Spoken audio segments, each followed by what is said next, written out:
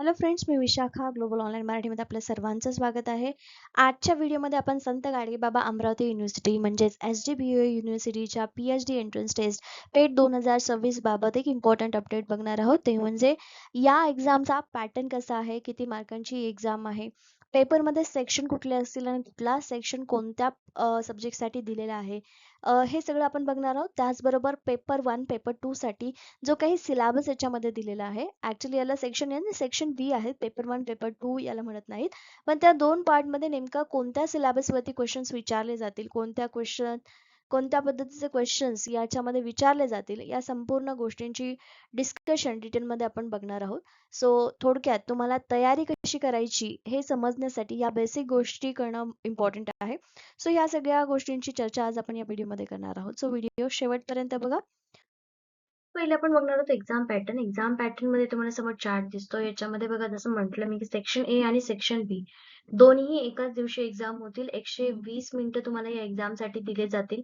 म्हणजेच टोटल 2 तासांची एक्झाम असेल आणि ह्या 2 तासामध्ये तुम्हाला दोन्ही सेक्शन तुम्हाला हवं त्या चॉईसने सोडवू शकता. कारण की पूर्ण सिलेबस म्हणजे तुमचा जो क्वेश्चन पेपर असणार आहे त्या क्वेश्चन पेपरमध्ये त्यांनी मेन्शन केले की 1 ते 50 जे क्वेश्चन्स असणार आहेत ते तुमच्या सेक्शन ए साठी असतील आणि 51 ते 100 जे क्वेश्चन्स असतील ते तुमच्या सेक्शन बी साठी असतील. म्हणजे दोन्ही सेक्शन साठी 50-50 क्वेश्चन्स त्यांनी इथे मेन्शन केलेले आहेत आणि 50 क्वेश्चन साठी मार्क्स असणार आहेत 50. म्हणजे each question is for 1 mark. ठीक आहे. म्हणजे आता हे क्लिअर होत आहे की 100 क्वेश्चन 100 मार्क्सची एक्झाम असणार आहे.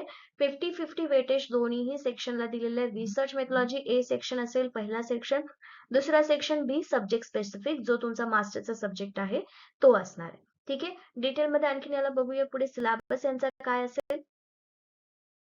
आज तुमच्यासाठी घेऊन आलो आहोत रिसर्च मेथॉलॉजी फुल कोर्स, जो या पेट एक्झामच्या स्टुडंट्स करिता स्पेशल आहे.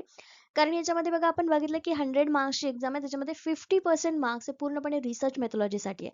सो हा कोर्स तुम्हाला गॅरंटीड सिलेक्शन याच्यासाठी मी मेन्शन केलंय की त्यामध्ये संपूर्ण mock test, notes, daily live lectures, MCQ, PDF जो तुम्हाला संपूर्ण सराव करून घेईल 50 आउट ऑफ 50 मार्क्स घेण्यासाठी, फक्त रिसर्च मेथॉलॉजीचे.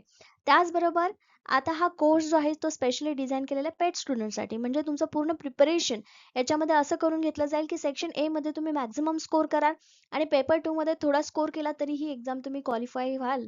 अशा पद्धतीचा हा फुल कोर्स तुम्हाला नक्कीच या एक्झाम मध्ये यश मिळवून देऊ शकतो. तुम्हाला फक्त इतकंच करायचं आहे, इकडे दिलेल्या व्हॉट्सअप नंबरवरती मेसेज करून तुमचं नाव नोंदवायचे आहे. याची फीस फक्त 899 आहे आणि लगेचच कोर्सला जॉईन होऊन प्रिपरेशन सुरू करू शकता, कारण न्यू बॅच जी आहे 17 ऑगस्ट पासून स्टार्ट होते. हे आहे रिसर्च मेथॉलॉजी. तुम्हाला हवं असल्यास पेपर 2 म्हणजे सेक्शन बी साठी देखील नोट्स अवेलेबल आहेत. तुम्ही एन्क्वायरीसाठी सेम नंबरवरती मेसेज करू शकता. ओके, पॅटर्न काय एक्झॅक्टली आपण हे बघितलं. आता तुम्हाला नेमकं काय प्रिपेअर करायचं याच्यामध्ये बघा. आपण पॅटर्न मध्ये बघितलं की 2 सेक्शन असणार आहे, section A section B. Section A असणार आहे research methodology. So research methodology मध्ये डीप सिलेबस मध्ये नेमकं तुम्हाला काय विचारलं जाईल, हा 14वा नंबरचा पॉइंट आहे 30 नंबरच्या डायरेक्शन मध्ये त्यांनी जे पब्लिश केलेलं आहे त्याच्यामध्ये.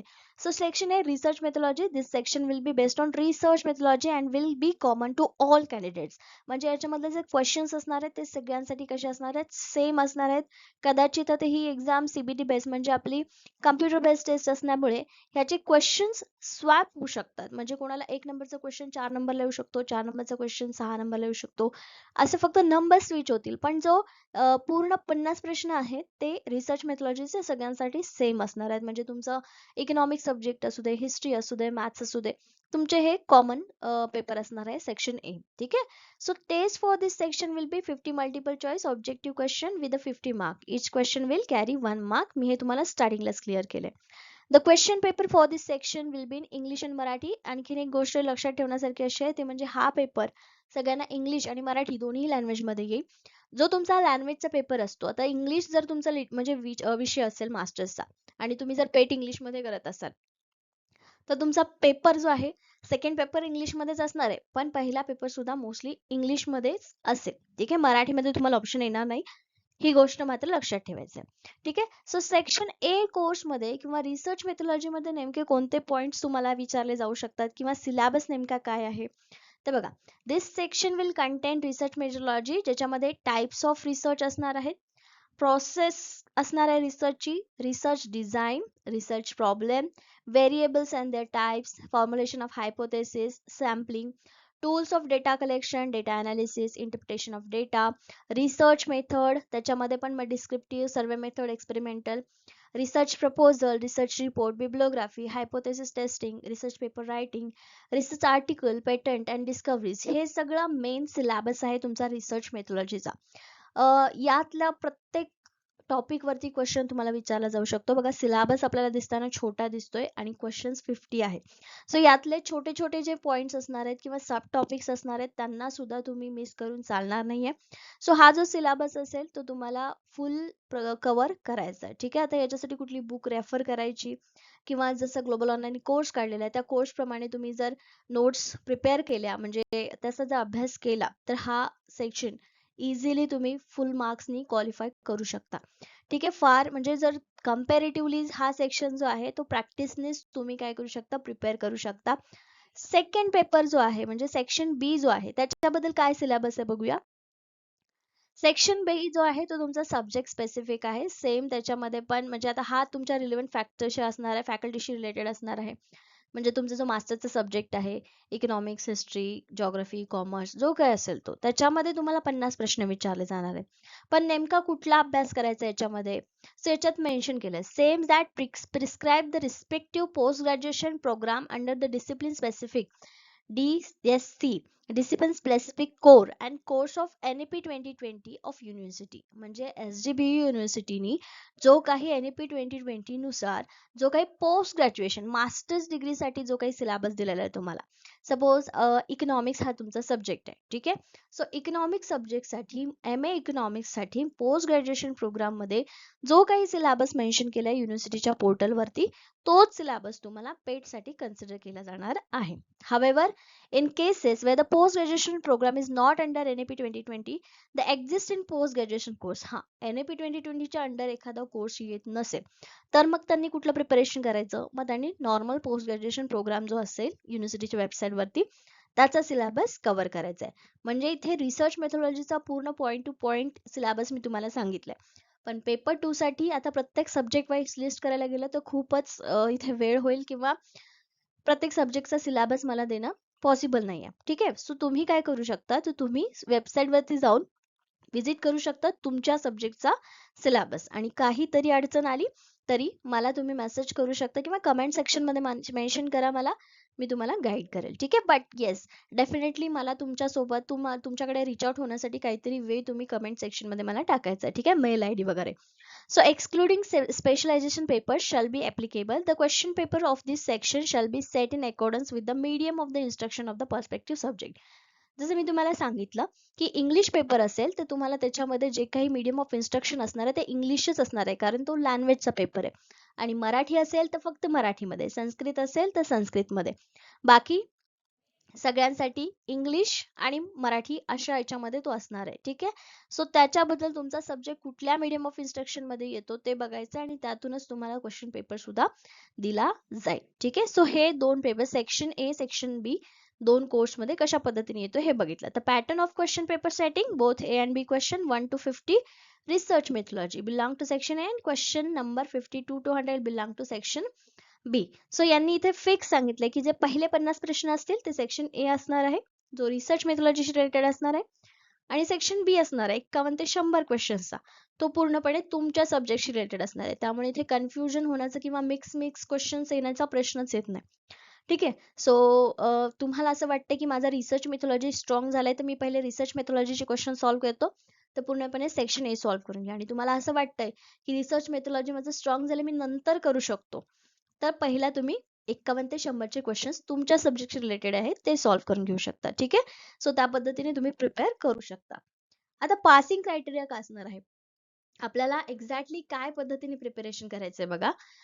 हा त्यांनी ज्या डायरेक्शन मध्ये मेन्शन केले की पासिंग क्रायटेरियासाठी दोन्ही मध्ये तुम्हाला 50-50 मार्क्स असणं 50-50% मार्क्स असणं आवश्यक आहे. म्हणजे टोटल क्वेश्चन्स किती आहेत 50. ठीक आहे. 50 प्रश्न आहेत 50 मार्क्स आहेत. मग 50च्या 50% किती 25. सो रिसर्च मेथॉलॉजी मध्ये 25 आणि सब्जेक्ट स्पेसिफिक 25 मार्क्स दोन्हीकडे तुम्हाला असणं आवश्यक आहे. टोटल 50 मिनिमम मार्क्स असणं आवश्यक आहे. 50 पेक्षा वर गेलात तुम्ही कन्फर्म ही एक्झाम क्वालिफाय होतात. पण सब्जेक्ट स्पेसिफिक मध्ये पण 25 क्वेश्चन्स हवेत आणि रिसर्च मेथोलॉजीला पण 25 असणं गरजेचं आहे. म्हणजे थोडक्यात इथे त्यांनी काय सांगितलेलं म्हणजे त्यांचं युनिव्हर्सिटी वाल्यांचं असं म्हणणं आहे की तुम्ही कुठल्याही एका सब्जेक्टमध्ये मार्क्स मिळवलात तर तुम्ही ही एक्झाम क्वालिफाय होता असं नाही. तुम्हाला दोन्ही सब्जेक्टला तेवढंच वेटेज द्यावं लागणार आहे. सो तुम्ही रिसर्च मेथोलॉजी प्रॅक्टिकल किंवा प्रॅक्टिसने प्रिपेअर करा आणि सब्जेक्ट स्पेसिफिक थोडंसं रिवाइज करावं लागेल म्हणजे रीडिंग करावं लागणार आहे, जो तुमचा सिलेबस आहे पोस्ट ग्रॅज्युएशनचा. ठीक आहे. सो 50% जनरल कॅटेगरीसाठी पासिंग आहे क्रायटेरिया आणि स्पेसिफिक म्हणजे रिझर्व्ह कॅटेगरीसाठी 45. आता ह्या 45 मध्ये मग कशामध्ये कमी मिळाले तर चालणार आहे तुम्हाला? तर रिसर्च मेथोलॉजीमध्ये 25 पैकी 23 मार्क्स मिळणं आवश्यक आहेत 45% व्हायला आणि दुसऱ्या सब्जेक्टमध्ये 23 म्हणजे टोटल समजा 46 क्वेश्चन्स होतात. पण 45 क्वेश्चन्स जर बरोबर आले तरी देखील तुम्ही काय होता ही एक्झाम क्वालिफाय होता कारण 45% मार्क्स तुम्हाला आवश्यक आहेत. राईट. 22 आणि 23 मार्क्स कॉम्बिनेशन बाबतही स्पेसिफिक प्रोव्हिजन इथे दिलेलं आहे की होऊ शकतं तुम्ही क्वालिफाय पण अशा पद्धतीने तुम्हाला मार्क्स मिळणं आवश्यक आहे. ओके. सो पासिंग क्रायटेरिया तुम्हाला समजला, मार्किंग पॅटर्न किंवा एक्झाम पॅटर्न तुम्हाला समजलं. ऑनलाईन कम्प्युटर बेस्ड ही एक्झाम होणार आहे आणि त्यासोबतच तुम्हाला सिलेबसही मी पूर्णपणे इथे दिलेला आहे. सो आय होप तुम्हाला याच्यातले जे काही डाऊट्स असतील सिलेबस पॅटर्न आणि पासिंग क्रायटेरिया बद्दल हे डाऊट्स क्लिअर झालेले आहेत आणि आता तुम्ही योग्य पद्धतीने व्यवस्थित प्रिपरेशन करू शकता येणाऱ्या एक्झामसाठी. सो ज्या एक्झाममध्ये तुम्ही प्रिपरेशन करत आहात या प्रिपरेशनमध्ये ग्लोबल ऑनलाईन तुम्हाला अशा पद्धतीने ही मदत करू शकतं कारण तुमच्यासाठी स्पेशल रिसर्च मेथोलॉजीचं एक बुक घेऊन आलेलं आहे ग्लोबल ऑनलाईन पब्लिकेशन, ज्याच्यामध्ये तुम्हाला topic wise notes 30+ practice papers, previous year question papers आणि MCQs ह्या सगळ्या गोष्टी इन्क्लुडेड आहेत जे तुम्हाला तुमच्या प्रॅक्टिसमध्ये मदत करू शकतात. हे बुक जे आहे ते Amazonवरती अवेलेबल आहे. त्याची लिंक मी डिस्क्रिप्शन बॉक्समध्ये खाली दिलेली आहे. तिथून तुम्ही हे बुक अवेलेबल आहे ते ऑर्डर करू शकता. सध्या हे जे बुक आहे ते इंग्लिश लँग्वेजमध्ये अवेलेबल आहे. मराठी लँग्वेजमध्ये हे बुक लवकरच Amazonवरती उपलब्ध होईल. त्याबाबत तुम्हाला नोटिफिकेशनही येईल. So thank for watching video. तुमचे आणखीन काही डाऊट्स असतील या पेज संदर्भात तर नक्कीच मला कमेंट सेक्शनमध्ये मेन्शन करा. याच्यावरती तुम्हाला मी आन्सर देईन. थँक